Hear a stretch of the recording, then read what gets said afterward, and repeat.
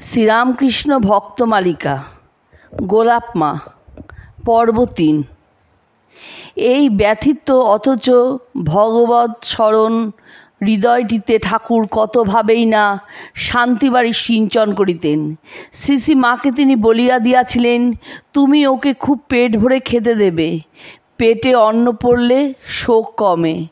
তুমি এই ব্রাহ্মণের মেয়েটিকে যত্ন করো, এই বরাবর তোমার সঙ্গে থাকবে।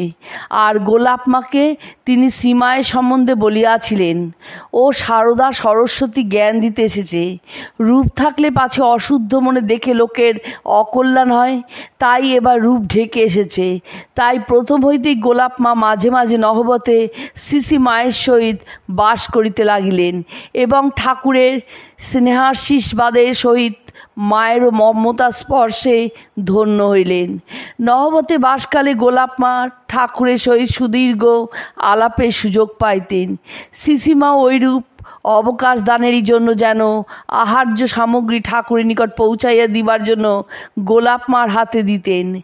একদিন ভাতের থালা সম্মুখে স্থাপন পূর্বক গোলাপ মা নিকটে বসিয়া একদৃষ্টে ঠাকুরের আহার নিরীক্ষণ করিতেছেন। এমন সময় দেখলেন ঠাকুর যখনই মুখে গ্রাস দিতেছেন তখন ভিতর হইতে কে যেন সাপের মতো ছোবল মারিয়া উহা গিলিয়া ফেলিতেছে। দেখিয়া তিনি তো হাসিয়া আকুল। ঠাকুর অমনি জিজ্ঞাসা করিলেন, কি গো, বলো দেখি, আমি খাচ্ছি না কে খাচ্ছে?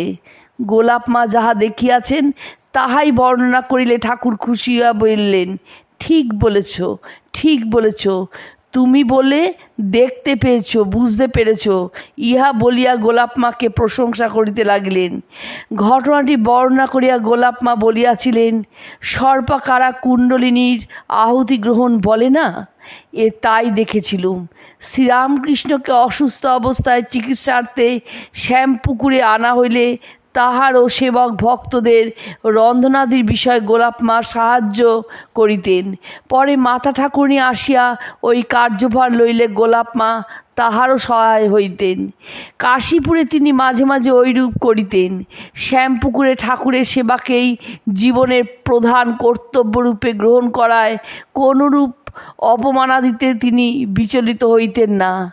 ওই সময় কেহ কেহ স্বীয় প্রকৃতিবশে হয়তো অদর্শী ঠাকুরের নিকট গোলাপ মার বিরুদ্ধে বলিতেন। ঠাকুর শুনিয়াও শুনিতেন না, কিন্তু গোলাপ মা স্বপ্নযোগে সব জানিতেন।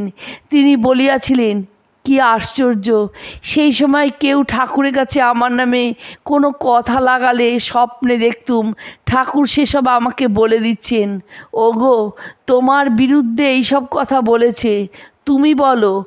অমুক জনৈক স্ত্রীলোকের নাম করিয়া তোমাকে খুব ভালোবাসে, সেও সেই সব বলেছে। সমস্ত রাত্রি ঠাকুরকেই স্বপ্নে দেখতুম। এইসব জানিয়াও তাহার মন নির্বিকার থাকিত। বস্তুতে এই সহনশীলতা তাহার জীবনে সর্বদাই পরিলক্ষিত হইত।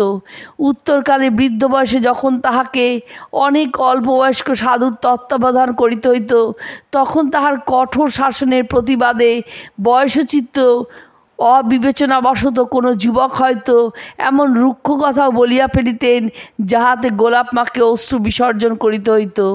তথাপি শতে রাগ জলের দাগ গোলাপ মা সেই স্মৃতি মুছিয়া ফেলিয়া পুনর্বার সকলের সহিত মাতৃবৎ আচরণ করিতেন। ইহার সঙ্গে ছিল তাহার আরেকটি সদ্গুণ, নিজের দোষ মুক্ত কণ্ঠে স্বীকার করা। শ্রী মায়ের দেহত্যাগের পর একদিন সকালে চা পানের সময় অল্পবয়স্ক সাধুদের সম্মুখে দাঁড়াইয়া তিনি বলিলেন, মা কাল দেখা দিয়ে বললেন, তুমি ওদের আর বকো না, এই সন্দেশগুলো তোমরা খাও। সাধুরা গোলাপ মার শাসনকে অনেকটা দিদিমার ভৎসনা হিসাবেই গ্রহণ করিতেন। তাই সেদিনকার স্নেহ মিশ্রিত দুঃখ প্রকাশের উত্তরে সোৎসাহে বলিলেন, গোলাপ মা, রোজ যদি সন্দেশ খাওয়ান তো রোজই আমাদের বকুন, তাতে আমাদের কিছু এসে যাবে না। তবে গোলাপ মার একটি বিশেষত্ব ভুক্তভোগী নিকট দোষরূপে প্রতিভাত হইত। তিনি ছিলেন বড় স্পষ্ট বক্তা।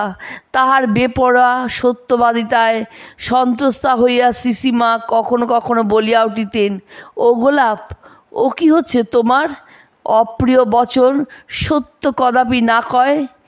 মা বলিতেন, গোলাপের সত্য কথা বলতে গিয়ে চক্ষু লজ্জা ভেঙে গেছে।